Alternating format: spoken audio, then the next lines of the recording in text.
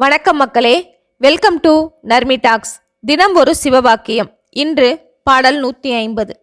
உதிரமான பால் குடித்து ஒக்க நீர் வளர்ந்ததும் இரதமாய் இருந்ததொன்று இரண்டு பட்டது என்னலாம், மதிரமாக விட்டதேது மாமிச புலாலது என்று சதிரமாய் வளர்ந்ததேது சைவரான மூடரே. இந்த பாடலின் பொருள், இரத்தமாய் இருப்பதுதான் பாலாகியது, அதை குடித்தே அதற்கேற்ப நீர் வளர்ந்தீர். ரசமாக இருக்கும் ஒன்றே விந்து என்றும் முட்டை என்றும் ஆணிடத்தும் பெண்ணிடத்தும் உண்டானது. அது இனிய சுவையுடையது அல்ல.